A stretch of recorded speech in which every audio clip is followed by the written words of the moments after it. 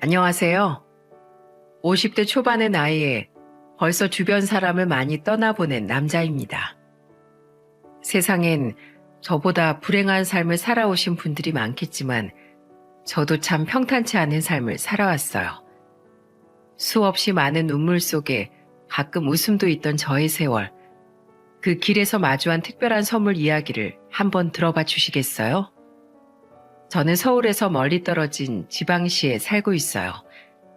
저는 아주 가난한 집 아들로 아버지는 직업도 없이 노름판만 쫓아다니던 한심한 사람이었습니다.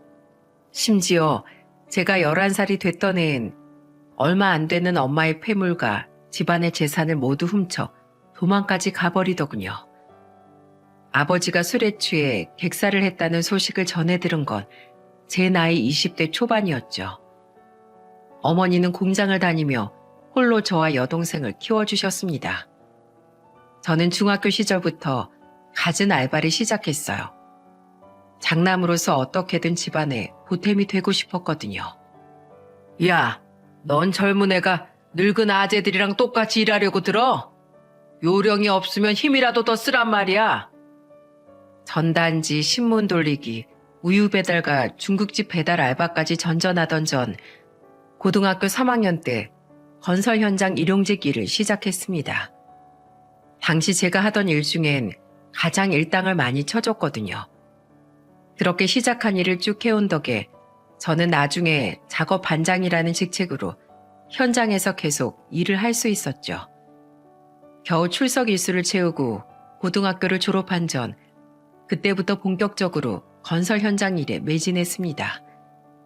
여동생 또한 고등학교를 졸업한 후 공장에 취업을 했죠.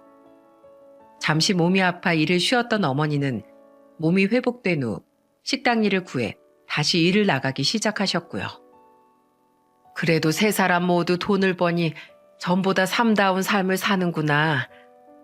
어머니, 이제라도 우리 세 식구 남들처럼 평범하게 맛있는 것도 많이 먹고 가끔은 좋은 곳 놀러도 다니면서 그렇게 살아요.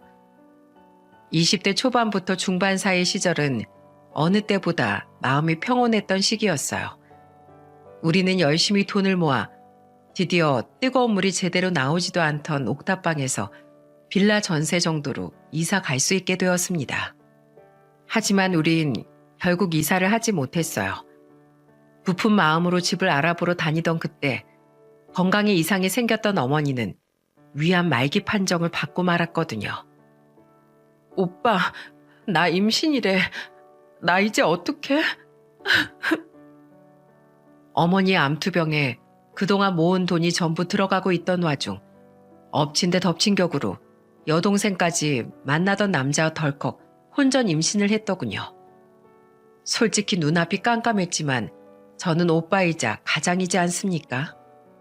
저는 착잡한 마음을 애써 감추고 여동생을 다독여 주었어요. 괜찮아. 일단 그놈부터 집에 데려와봐. 한 대 패주고 널 결혼시킬지 말지 내가 판단할 테니까. 다행히 여동생이 데려온 남자는 착하고 건실한 남자로 여동생은 그렇게 제 나이 24세 결혼을 하게 되었습니다.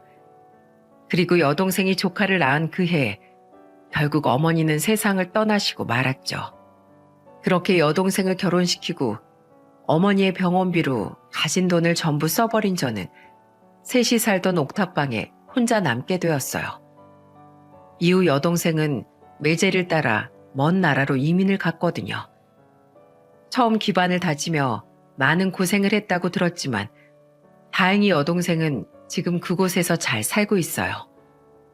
쓸쓸히 살던 전 26살에 일하던 현장 반장님의 딸을 만나 결혼을 하게 되었습니다. 나도 일찍이 아내를 잃고 혼자 우리 딸을 키우면서 살았네. 우리 서로 외롭게 살던 사람끼리 의지하고 기대며 잘 살아보세, 김서방. 장인어른은 따뜻한 분이셨고 저는 생전 처음 기댈 수 있는 아버지가 생긴 것 같아 참 좋았어요. 아내 또한 조용하고 착한 사람이었죠.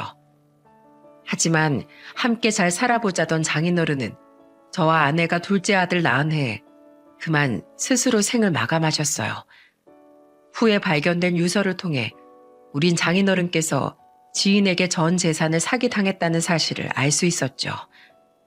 그리고 우린 연기처럼 사라진 그 사람을 끝내 잡을 수 없었습니다. 크나큰 상실감과 억울함에 아내와 저는 한동안 수도 없이 눈물을 흘려야 했어요. 이후에도 불행은 끝도 없이 찾아왔습니다. 우린 두 아들에 이어 막내인 딸을 낳았는데 어릴 적부터 자주 앓았던 딸은 결국 척추가 휘고 한쪽 다리의 길이가 짧아지는 장애를 얻고 말았죠. 여보, 대체 왜 이렇게 인생이 힘든 거예요? 이 어린애가 장애인이라니 우리 선아 불쌍해서 어떡해요. 이럴수록 우리가 강해져야지. 우린 부모잖아, 여보. 당신한테 내가 있으니까 아무 걱정하지 마. 우린 잘할 수 있어. 저는 아내가 무너질까봐 무서웠습니다. 그래서 끊임없이 아내를 다독이고 위로했죠. 고맙게도 아내는 가정을 위해 힘을 내주었어요. 아내는 집에서 부업을 하며 아이들을, 특히 아픈 딸을 케어했고 저는 몸이 부서져라 건설 현장을 뛰어다녔습니다. 오롯이 아이들을 잘 키우겠다는 일념 하나로 말이죠. 둘째 아들은 그런 부모의 노고를 알아주는 착한 아이였어요. 반면 큰아들은 부모의 마음을 알아주긴커녕 끝없이 세상을 비관하더군요. 공부를 하면 뭐해요? 그리고 제가 공부한다고 하면 남들처럼 학원 보내주고 과외시켜주고 다 하실 수 있어요? 없잖아요. 집이 이렇게 찢어지게 가난한데 엄만 맨날 선아한테만 붙어있느라 바쁘고 우리도 집에 오면 선아부터 챙겨야 하고 이렇게 힘들게 할 거면 우리 왜 낳으셨어요? 전 정말 이 집이 지긋지긋해요. 부모를 선택해서 태어날 수 있었다면 전 절대 두 분을 선택하지 않았을 거예요. 어떻게든 큰아들을 바로잡으려 애썼지만 큰아들은 계속해서 엇나가기만 했어요. 큰아들은 절도와 폭행으로 소년원을 들락거리다 결국 22이 되자마자 스스로 생을 마감하고 말았습니다. 당시 빠져있던 노름 때문에 주변에 수많은 빚을 진 채 말이죠. 억장이 무너졌지만 저는 무너져 있을 시간이 없었어요. 저는 가장이었으니까요.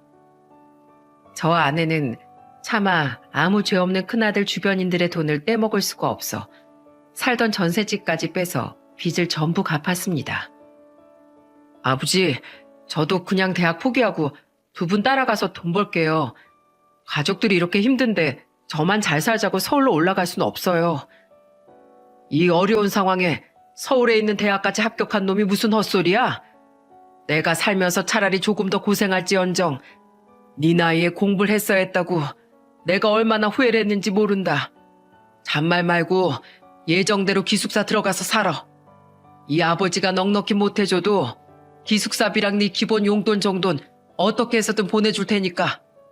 열심히 사는 거다 우리 아들. 포기하지 않고 살면 언젠가는 반드시 빛을 보게 될 거야. 그렇게 작은 아들은 서울에 있는 대학의 기숙사로, 남은 우리 세 식구는 다른 동네 월세방으로 이사를 하게 되었습니다. 그때 제가 48살이었죠. 그리고 전 새로 이사한 그 동네에서 평생 잊지 못할 이웃을 만나게 되었어요. 이사 옮겨? 안녕하세요, 할머니. 네, 저희 얼마 전에 이 집으로 이사 왔어요. 난 옆집 살아. 근데 무슨 일을 하길래 이 꼭두 새벽부터 집을 나서? 아, 전 건설 현장 작업반장으로 일하고 있어요. 지금 짓는 아파트 현장이 조금 멀어서 일찍 나왔어요. 그런 할머니는 이렇게 일찍 어디 가세요? 가게 열러 가. 요 아래 순댓국밥집이 있지? 거기가 내 가게야. 이웃 특가로 1,000원 싸게 해줄 테니까 굶지 말고 아무 때나 밥 먹으러 와. 젊은 사람이 뭔 피죽도 못 얻어먹고 다니는 사람처럼 삐쩍 꼴았어. 그 이웃은 바로 옆집 할머니였습니다.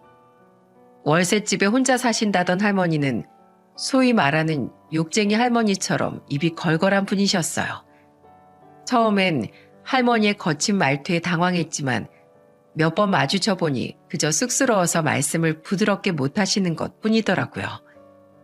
그렇게 할머니께 마음이 조금 열린 저는 이사를 한 지 한 달 뒤 퇴근길에 할머니의 식당을 찾아갔습니다. 할머니의 식당은 오래된 노포로 테이블이 5개밖에 없는 정겨운 분위기더군요. 아이 옆집 양반이구먼. 거 자주 오라니까 왜 이제 얼굴을 내밀어? 아무데나 앉아. 색시랑 그 휠체어 타고 다니는 딸은 같이 안 왔어? 네, 그냥 오늘은 소주 한 잔 마시고 싶어서요. 집에서 술 마시면 괜히 아내가 걱정하거든요. 아주 애처가시구먼.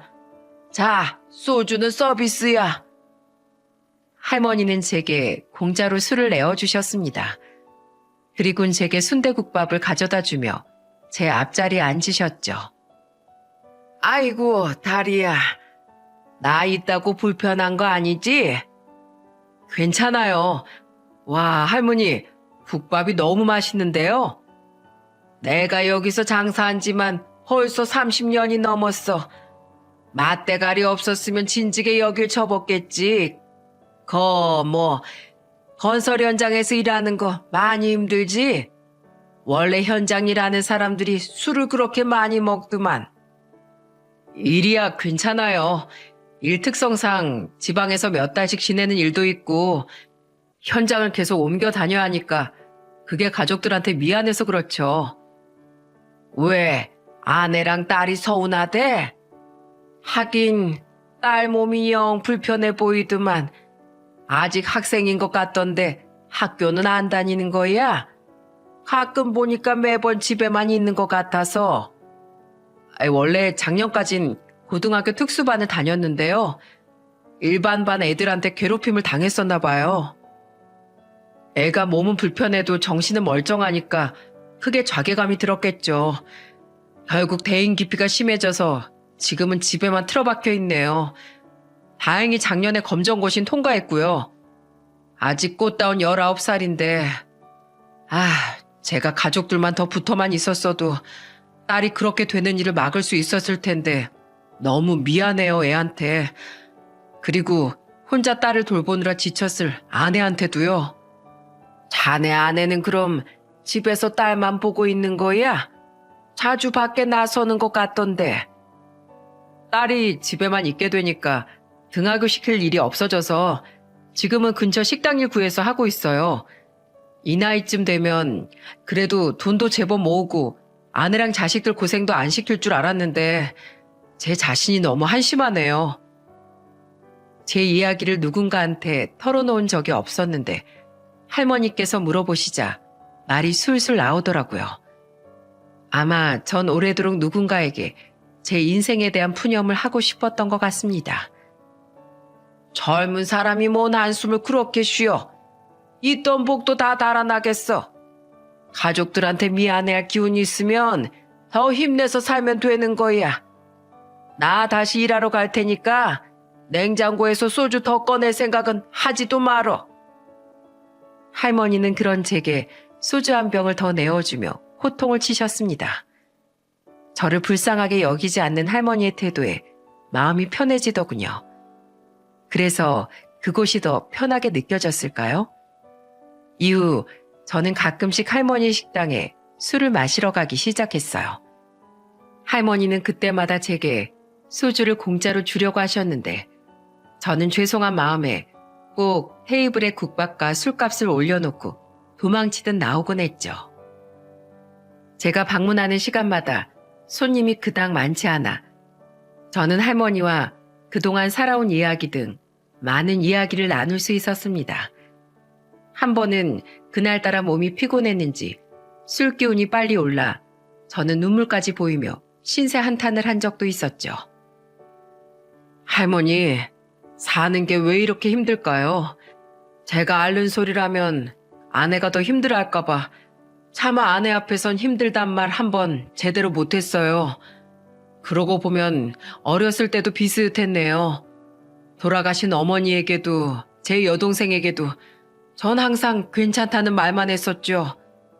할머니, 저는요, 우리 자식들만큼은 나중에 절대 고생 안 시키고 싶었거든요. 저한텐 우리 딸 말고도 아들이 둘이 있는데요. 착한 작은 놈은 지금 기특하게도 서울에서 대학을 다니고 있어요. 그 착한 놈이 자기 혼자 살기도 힘들 텐데 우리한테 자기 아르바이트 한 돈을 모아서 선물도 사주고 용돈이랍시고 돈도 보내주대요. 물론 그 돈은 안 쓰고 다 모아두고 있지만 애가 참 착해요. 부모가 잘 키웠으니까 자식도 착한 게지. 그럼 큰 놈은? 우리 큰애는 어렸을 땐 아버지 하면서 절 어찌나 졸졸 쫓아다녔는지 몰라요. 첫아이라 그저 금이야오기야 아주 귀하게 키웠죠. 근데 얼마 전에 스스로 목숨을 끊었어요. 다 제 탓이에요. 제가 능력 없는 가장이라 애를 가난에 시달리게 만들었어요. 집안이 얼마나 지긋지긋했으면 그 어린 놈이 자기 인생 망가뜨려가며 소년원을 들락거리고 그 어린 나이에 노름에까지 빠졌겠어요. 할머니, 사실 밖에서 객사한 제 아버지란 인간도 노름꾼이었거든요. 그래서 우리 큰아들도 노름에 빠졌던 걸까요? 제가 그 인간의 유전자를 물려받아서요. 그리고 우리 막내는 몸이 약하셨던 제 모친의 유전자를 제게 받아버린 걸까요? 자식들에게도 아내에게도 정말 너무 미안합니다. 열심히 힘내서 살아가는 척하고 있는데 사실 전 매일 스스로가 죄인 같아서 괴로워서 참을 수가 없어요. 제 인생은 대체 왜 이렇게 불행하기만 할까요? 삶이 너무 고달파요, 할머니. 저는 결국 얼굴을 두 손으로 감싼 채 엉엉 울고 말았습니다. 처음으로 누군가에게 진심을 털어놓으니 감정이 복받쳤던 거겠죠. 제 이야기를 듣고 있던 할머니는 제 소주잔을 가져다 자신의 입에 술을 털어넣으셨어요. 그리고는 무거운 말투로 자신의 이야기를 해주시더라고요. 자넨 자식이 셋인가? 난 넷이었네. 큰 놈하고 둘째는 아들이었고 밑으론 전부 딸이었지. 우리 영감은 큰아들이 15살 때 사고로 먼저 가버렸어. 아직 덜 자란 자식이 넷이나 되는데 앞으로 어떻게 살아야 하나 정말 막막했다네. 그런 날 도와준 게 바로 우리 큰아들이야. 그래, 마치 모친을 도우려고 악착같이 살던 자네처럼 말이야. 우리 큰아들은 고등학교도 검정고시를 보면서 일찍 일을 시작했어. 자네처럼 일찍이 건설 현장에서 막노동을 했지. 이제 와서 하는 말인데 그래서 내가 자네를 보면 우리 큰아들 생각이 많이 났다네.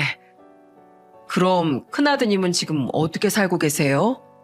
우리 큰놈은 12년 전에 이미 나보다 앞서 가버렸어. 사고였지. 동생들이 막노동하는 맞이라고 그렇게 무실했는데도 동생들 뒷바라지를 다 한 착한 놈이었는데 말이야. 그런 큰아들 닮아서 우리 며느리도 참 착했다네. 어린 두 시누이 시집 보낼 때 쫓아다니면서 혼수 다 마련해주고 작은 애가 자기 서방한테 두들겨 맞고 왔을 땐 나 대신 그놈한테 쫓아가서 집안을 뒤집어 놓던 애였어. 그런데 큰아들과 며느리를 제외하면 나머지 세 놈은 금수도 그런 금수가 따로 없었다네.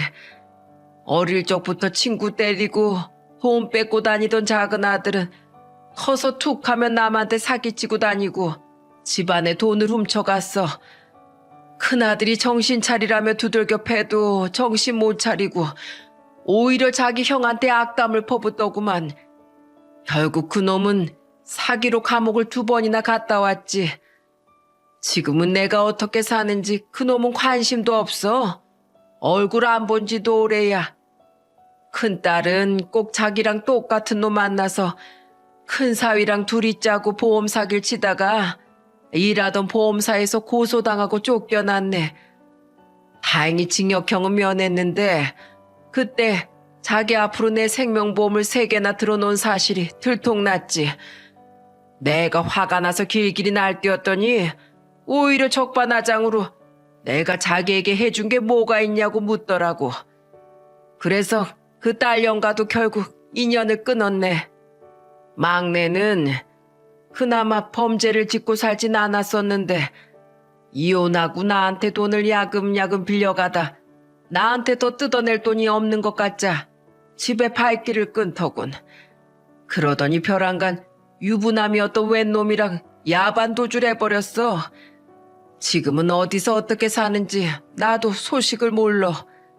아마 그 앤 내 연락을 일부러 안 받고 있는 걸 수도 있겠지. 그럼 큰아드님 돌아가시고 착했다던 그 큰며느님은 지금 어떻게 지내세요? 아유, 나도 몰라. 우리 큰아들 먼저 보내고 내가 우리 며느리도 손주랑 같이 내보냈거든. 친정 부모도 없이 가난하게 자란 우리 며느리를 그렇게 이른 나이에 평생 과부로 살게 할 수는 없는 노릇 아닌가. 당시 우리 며느리 나이가 고작 39이었는데 말이야. 그때 내 주머니를 탈탈 털어서 1억이란 돈을 며느리에게 쥐어주었네. 이 돈 가지고 손주랑 부디 잘 살라고 2번 다신 날 찾아오지 말라고 내 당부했지. 일부러 아주 모질게 말했어. 그 착한 것이 내가 걸려서 새 삶을 살지 못할까봐 말이야. 그래도 그 앤 손줄 데리고 무려 3년을 더 찾아왔었어. 그러다 결국 좋은 사람을 만나 재혼을 한 뒤에야 내게 발길을 끊었지. 나한테 마지막 인사라면서 그 애가 얼마나 울었는지 몰라. 나한테 죄송할 게 뭐가 있다고 연신 죄송하다면서 말이야. 내가 일부러 손주도 나한테 절대 보여주지 말라고 했어. 애가 얼른 새 환경에 적응해야 구김살 없이 잘 자랄 테니까. 내가 큰며느리한테 1억을 줬다는 걸 알았을 때도 나머지 세 놈이 얼마나 난리를 쳤는지 모르네. 결국 그 난리통을 잠재우느라 난 살던 집을 팔아서 그놈들한테 돈을 마련해 줬어.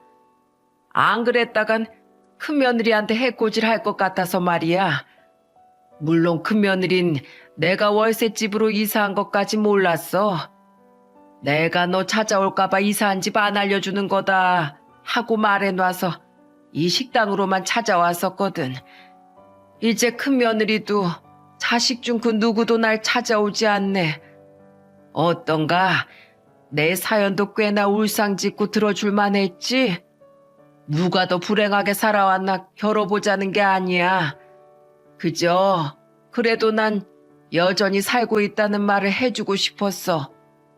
옆집 양반, 살다 보면 분명 좋은 날이 올 거야. 그리고 난 자네가 꼭 행복해졌으면 좋겠네. 아무리 봐도 자넨 정말 우리 큰아들을 닮았거든. 할머니는 촉촉히 젖은 눈으로 제게 애써 웃어 보이셨습니다. 저는 그런 할머니 앞에서 저만 힘들다고 징징댔던 것이 죄송하고 부끄러워 국밥 위로 눈물을 뚝뚝 흘렸죠. 가만히 풍겨오는 국밥집의 눅눅한 냄새가 마치 고되게 살았던 할머니의 눈물 섞인 채취 같아 마음이 아팠어요. 서로의 아픈 사연을 공유한 할머니와 저는 전보다 더욱 가까워졌습니다. 저는 아내에게도 할머니의 사연을 말해주었죠. 말씀은 좀 험하셔도 정말 좋은 분이야. 게다가 평생 고생하다 돌아가신 우리 어머니 생각이 나서 자꾸 할머니께 마음이 쓰이네. 그러게요. 우리라도 자주 찾아뵙고 잘해드려요. 당신을 보면 세상 떠난 큰아드님 생각이 난다고 하셨다면서요. 당신을 자주 보시면 많은 위안이 되실 거예요. 저와 아내는 할머니를 자주 저녁 식사에 초대했어요. 할머니는 처음엔 쑥스러워하시더니 나중엔 반찬도 종종 가져다 주시며 우리와 삶을 공유하기 시작하셨죠. 저는 퇴근길에 소주 생각이 나면 할머니의 가게에 들러 국밥에 술을 마셨고 할머니와 함께 마감을 한 후 같이 집으로 돌아오기도 했어요. 게다가 할머니는 몸이 불편한 저희 딸을 일반인 대하듯 대해주셨습니다. 얘 선아야, 다 같이 저녁 때 먹으려고 내가 반찬 좀 싸왔다. 네? 몰래 하고 있어. 어른이 무거운 걸 들고 있으면 냉큼 와서 받아가야지. 젊은 애가. 죄송해 할머니. 제가 몸이 조금 불편해서. 지금 네가 타고 있는 거 휠체어 아니야? 그리고 두 손은 멀쩡하잖아. 냉큼 바퀴 굴려서 오지 못해? 선아 너 그렇게 난 아무것도 못한다는 생각을 먼저 가지고 있으면 앞으로도 아무것도 못할 거다. 근데 그건 네가 단단히 착각하고 있는 거야. 이거 봐라. 지금 무거운 내 반찬통도 대신 들어줄 수 있지 않니? 생각보다 세상 일이라는 거 그거 별거 아니야. 예, 선아야. 나랑 장 좀 보러 가자. 저랑요? 할머니가 절 보살펴 주실 수 있겠어요? 내가 힘들어 죽겠는데 너를 어떻게 보살펴? 노인네 고생시키려고 작정했어? 너 밖에선 전동 휠체어 타잖아. 너 알아서 숭숭 잘만 가겠구먼. 가서 장 본 거 네 휠체어에 좀 싣고 오자. 어차피 바퀴가 굴러가는 거지 네가 짐 드는 건 아니잖아. 가자 얼른. 처음엔 딸이 할머니를 불편해하면 어쩌나 했는데 딸은 그런 할머니를 오히려 좋아하더라고요. 집에만 틀어박혀 있던 딸은 옆집에 할머니를 보러 가겠다며 목발을 짚고 집 밖에 자주 나서기 시작했어요. 혹은 휠체어를 끌고 할머니에게 먼저 산책을 하자고 말하기도 했죠. 집에 가끔 내려오던 작은 아들도 그런 동생의 모습에 할머니를 굉장히 좋아했고요. 서로 갈 곳도 찾아올 사람도 없던 우리 가족과 할머니는 명절을 함께 보내기도 했습니다. 우린 음식을 잔뜩 해서 할머니 집으로 갔었는데 그때 저희 딸이 유리병에 담긴 뭔가를 할머니께 수줍게 건네더라고요. 이게 뭐야? 이거 종이약 1000마리예요, 할머니. 종이약? 네, 할머니께 뭔가 해드리고 싶었는데 제가 돈이 없어서요. 볼품 없지만 그래도 저 이거 접으면서 할머니 행복을 아주 듬뿍 빌어드렸어요. 아이고, 내가 이 나이에 종이약을 다 받아보네. 요즘 시대가 어느 때인데 낭만이 아주 구식이구먼. 할머니는 툴툴거리면서 딸이 준 유리병을 아무데나 놓아두셨습니다. 그 모습을 보고 딸은 그저 멋쩍게 웃었죠. 이외에도 우린 할머니의 생신에 다 같이 모여 초를 끄기도 했고 근교로 놀러가 필름 사진을 찍기도 했어요. 사진이 영 어색한지 사진 속의 할머니는 고장난 로봇처럼 어색한 웃음을 짓고 계시더라고요. 그 모습이 너무 웃겨서 저는 아주 오랜만에 박장대소를 하기도 했죠. 그렇게 할머니를 만난 지 10달쯤 지났을 때 할머니는 과로로 쓰러지셨습니다. 이후 퇴원을 한 할머니께선 오래도록 운영하던 순대국밥집을 내놓으셨어요. 내가 눈 감기 전까지 이 식당은 계속 하려고 했는데 몸이 영 안 따라줘서 더 이상은 못하겠구먼. 그래도 집 아닌 곳에서 술 먹고 싶으면 우리 집으로 놀러와, 옆집 양반. 내가 소고기 묵국이라도 끓여주며 말상된 해줄 테니까. 나 아주 오래오래 살 거니까 평생 안주 걱정은 말라고. 내 약속함세. 하지만 할머니는 제게 한 약속을 지키지 못하셨어요. 회원한 지 한 달이 지난 어느 날부터 할머니는 며칠째 모습을 보이시지 않더군요. 여보, 아무래도 할머니께 무슨 일이 생긴 것 같아. 전화도 받지 않으시고 집에 인기척도 없고. 그냥 외출하신 거 아닐까요? 그런 거면 다행이지만 아닐 수도 있으니까 우선 우리 119에 신고해서 할머니 집에 들어가 보자. 결국 우린 걱정 끝에 119에 전화를 걸었고 소방대원 분들의 도움으로 할머니의 집에 들어가 볼 수 있었어요. 제발 우리의 괜한 우려였길 바랬지만 현실은 잔인하더군요. 할머니! 소방관님! 여기 할머니께서 쓰러져 계세요. 숨을 안 쉬고 계신 것 같아요. 빨리요! 할머니는 보일러도 틀어놓지 않으셨는지 차디찬 냉골 바닥에 쓰러져 계셨습니다. 방 안에 술병들이 나뒹굴고 있더군요. 그리고 할머니 한 손엔 예전에 제게 보여주셨던 큰아들의 사진이 쥐어져 있었어요. 급하게 병원으로 이송됐지만 이미 할머니께선 며칠 전 숨을 거두신 상태였다고 합니다. 원인은 급성 알코올 중독으로 인한 심정지라고 하더군요. 평소에 술을 잘 드시지 않던 분이 왜 그렇게 술을 많이 드신 건지, 갑자기 큰아들 생각이 나셔서 그랬던 건지 알 수 없지만 저는 너무도 쓸쓸하게 고독사를 맞이해야 했던 할머니가 안타까워 눈물을 멈추지 못했어요. 저와 아내는 할머니의 휴대폰에 있는 자식들에게 전화를 걸어봤지만 아무도 전화를 받지 않더군요. 문자를 보내놔도 아무런 답장이 없었죠. 우린 고민 끝에 할머니의 며느리에게도 연락을 해봤는데 며느리조차 아무런 답신이 없더군요. 그냥 우리가 장례 치러드려요, 여보. 아무래도 며느님이나 자식들 모두 오지 않을 생각인가 봐요.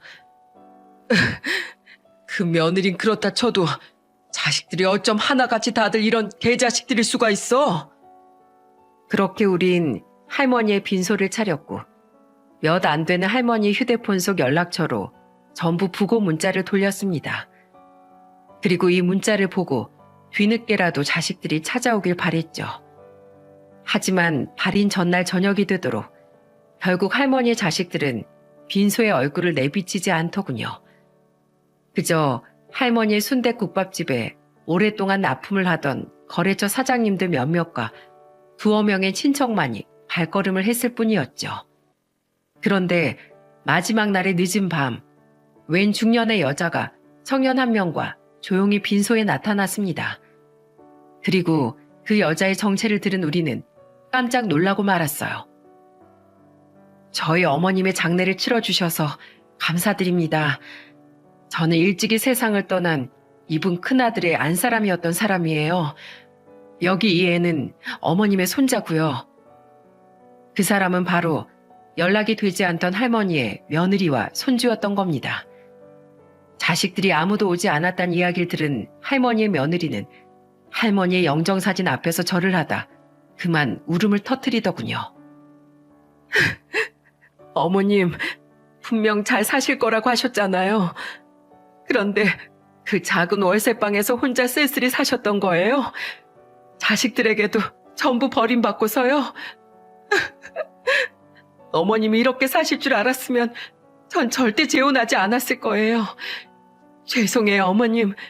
제가 어머님을 혼자 두고 그렇게 떠났으면 안 되는 건데. 너무 늦게 온 절 용서하지 마세요. 할머니의 며느리는 비통한 소리를 내며 오열했습니다. 할머니의 손자는 그런 자기 엄마의 등을 감싸며 함께 흐느꼈죠.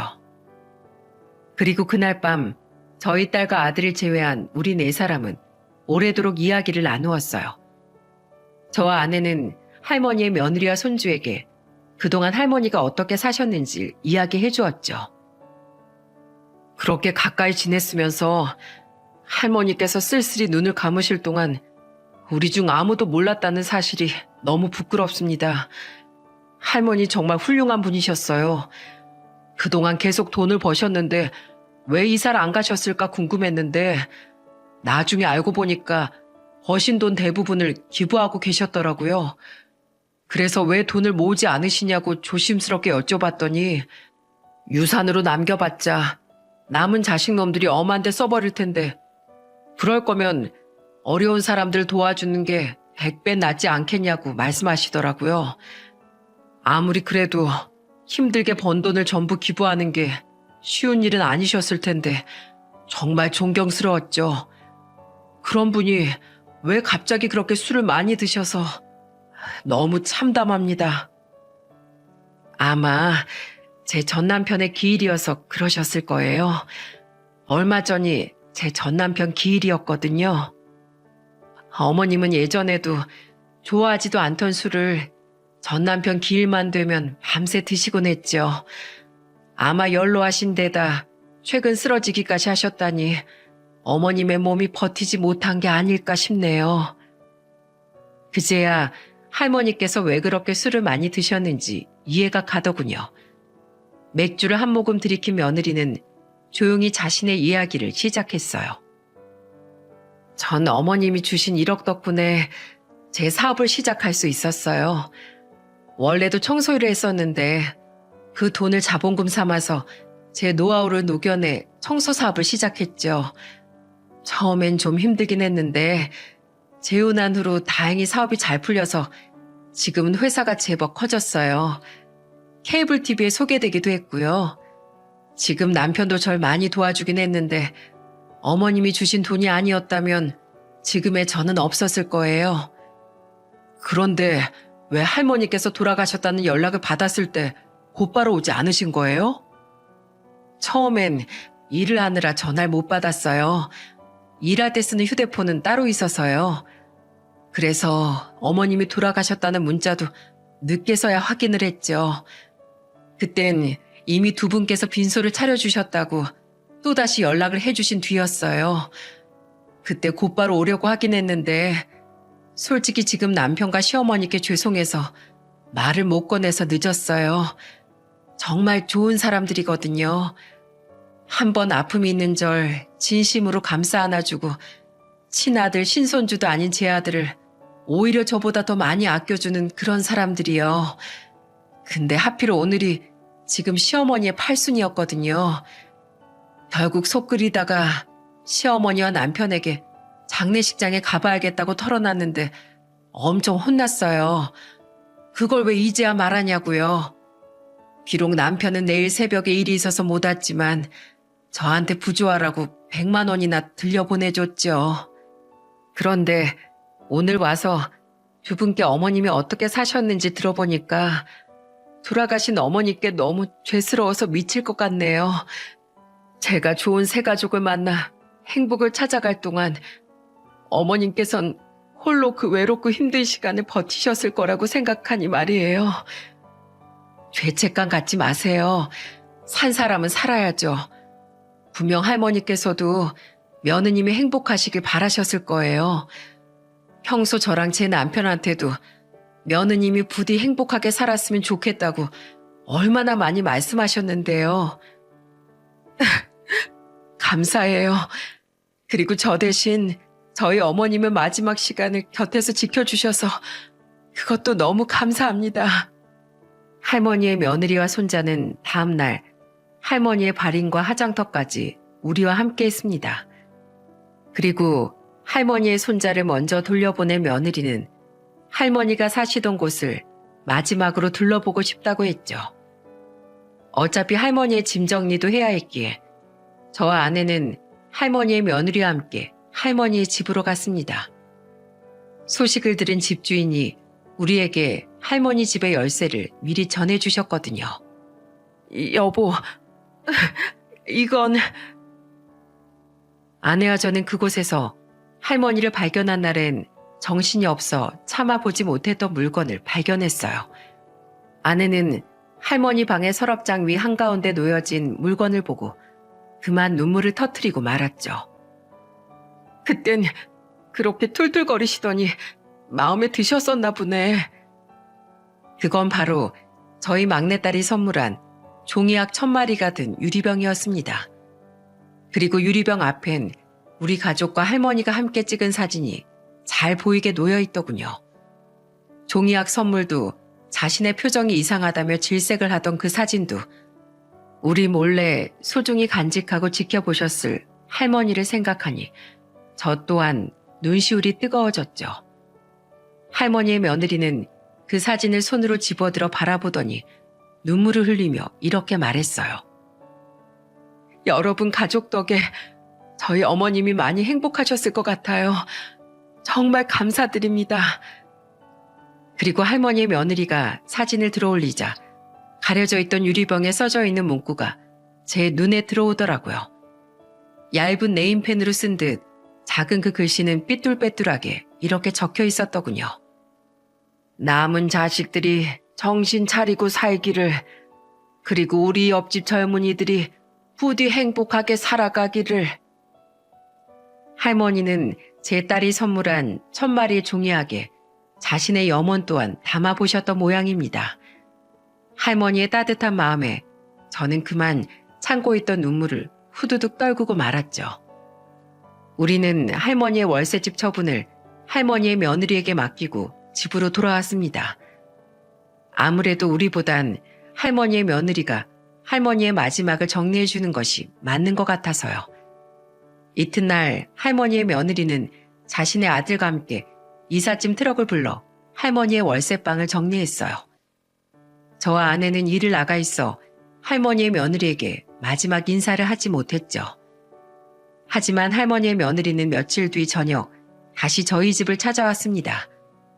그리고 할머니의 며느리 입에서 나온 말은 우리를 굉장히 놀랍게 만들더군요. 두 분께 하고 싶은 말도 있고 드릴 것도 있어서 실내 무릅쓰고 이 저녁에 찾아왔습니다. 우선 이거요. 이건 진즉에 여러분께 드렸어야 했는데 짐을 싸다 우리에게 딸려왔더라고요. 할머니의 며느리는 우리에게 종이학이 든 유리병과 그 앞에 놓여있던 사진을 내밀었습니다. 저희 딸은 유리병을 꼭 끌어안으며 할머니의 발인 때보다 더욱 서럽게 눈물을 터뜨렸죠. 할머니, 이럴 줄 알았으면 종이학을 1000마리가 아니라 10,000마리는 접어드릴 걸. 이런 게 뭐가 좋다고 이걸 그렇게 소중히 간직하신 거예요? 그리고 할머니의 며느리는 콧등을 극적이며 우리에게 엄청난 제안을 하기 시작했어요. 사실 제가 준비한 특별 선물이 있는데요. 부디 거절하지 말아주시겠어요? 물론 두 분께서 제 제안이 마음에 드신다면 말이죠. 특별 선물이라뇨? 네, 저 김익선 씨, 김보은 씨. 제가 월급은 넉넉히 드릴 테니까 저희 회사에서 일을 배워보지 않으시겠어요? 김익선 씨가 그러셨잖아요. 가족과 더 시간을 보내고 싶은데 자꾸만 일 특성상 먼 곳으로 일을 하러 가게 되는 일이 많아서 힘드시다고요. 저희 회사에서 일을 배워보시겠다고 하면 제가 제 노하우까지 전부 전수해 드릴게요. 그러니까 저한테 일 배우시고 두 분이서 직접 창업을 해보시면 어떠세요? 물론 창업 비용은 제가 전부 지원해 드릴게요. 창업 비용까지요? 하지만 이 청소일이 싫으신 것만 아니면 거절하지 말아주세요. 분명 저희 어머님도 돈만 있으셨다면 두 분께 이 정도 보답은 하고 싶으셨을 거예요. 정 부담스러우시면 제가 지원해드린 금액만큼 나중에 사회에 기부해 주셨으면 좋겠어요. 그럼 저희 어머님도 하늘에서 무척 좋아하실 것 같거든요. 이 청소 사업이 생각보다 괜찮아요. 건물 입주 청소만 몇 군데 통으로 맡아도 거리가 꽤 되거든요. 그리고 무엇보다 혹시 괜찮으시면 따님께서도 함께 하실 수 있어요. 같이 일하는 사람들이 가족들인데다 주로 이 일은 남들이 크게 지켜보고 있지도 않으니 눈치 보일 일이 없거든요. 물론 휠체어나 목발 자국이 바닥에 나면 안 되니까 맨몸으로 일하실 수 있다는 가정하에 말이죠. 정말이에요? 저 빠르게 이동하는 거 아니면 휠체어나 목발 없이도 천천히 걸을 수 있어요. 엎드려서 바닥도 닦을 수 있고 유리창이나 창틀도 정말 꼼꼼하게 닦을 수 있어요. 저 집에서 소일거리로 화장실 청소도 제가 해요. 정말 저도 일할 수 있는 거예요? 일을 할 수 있다는 말에 격하게 반응하는 딸을 보니 우리에게 그동안 말은 안 했어도 딸은 일을 하고 싶어 했던 것 같았습니다. 하긴 그동안 저와 아내도 지체 장애인의 구직에 대해 많이 알아봤는데 아무리 세상이 좋아졌어도 아직은 장애인의 취업에 대한 허들이 높았거든요. 게다가 아직 세상을 두려워하던 딸에게 가족과 함께 일을 할 수 있다는 말은 더없이 달콤했겠죠. 딸에게까지 생각이 미치자 저는 제안을 거절할 수 없었습니다. 저는 기적처럼 찾아온 기회에 눈물을 흘리며 할머니의 며느리에게 감사 인사를 했죠. 정말 그 큰 도움을 저희가 받아도 되는 겁니까? 정말 감사합니다. 감사해요. 며느님은 정말 우리의 은인이십니다. 아니에요. 제 감사한 마음에 비하면 한참 모자란 보답인걸요. 그래도 일은 일이니 열심히 배우셔야 합니다. 선아 씨는 원룸이나 작은 현장 위주로 두 분이랑 같이 파견 보내드릴게요. 저에게도 현장에서도 열심히 배우셔서 꼭 부모님과 함께 창업하시길 바래요. 그렇게 저와 아내는 청소일을 시작하게 되었습니다. 비록 저희 딸은 몸이 불편해 현장엔 자주 나오지 못했지만 집으로 돌아온 우리 딸에게 배운 것들을 열심히 알려주었죠. 나중에 듣기를 할머니의 남은 세 자식은 며느리를 찾아와 할머니의 유산을 내놓으라고 요구했었다는군요. 어머님의 유산이래 봤자 원룸 월세 보증금하고 약간의 돈이 전부였는데 어머님 장례식에도 안 온 인간들이 그걸 글쎄 털어가려고 왔더라고요. 참 한심한 사람들이죠. 그냥 줘버릴까 하다가 약이 올라서 제 아들이 받을 수 있는 비율만큼의 돈은 빼고 던져줬어요. 어차피 소송하면 다 그 인간들이 받게 될 돈이니까요. 그거 다 합해봐야 1,000만 원도 안 되는데 서로 한 푼도 안 뺏기겠다고 쌓아놓은 꼴이 얼마나 한심하던지. 돌아가신 어머님이 장례식장에서나마 그 모습을 못 보신 게 차라리 다행이라고 생각했네요. 저와 아내는 1년 뒤 할머니의 며느리의 도움으로 정말 창업을 할 수 있었습니다. 그때부터 저희 딸도 본격적으로 저희와 함께 일을 하기 시작했죠. 몸이 불편해 남들보다 힘이 배로 들었을 텐데 딸은 뭐가 그렇게 즐거운지 구슬땀을 흘리면서도 밝게 웃더라고요. 저를 세상 밖으로 꺼내줬던 건 할머니였어요. 거기다가 할머니의 며느리 도움으로 이렇게 일까지 시작하게 됐으니 할머니는 다시 없을 제 은인이세요. 제가 이렇게 일을 하고 있는 모습을 보셨다면 진심으로 기뻐해 주셨을 텐데. 글쎄, 기뻐해 주시긴 했겠지만 선아 널 따라다니면서 여기가 더럽다, 저기도 좀 닦아라, 젊은 애가 왜 그렇게 꼼꼼하지 못하냐, 이렇게 잔소리를 하시지 않았을까?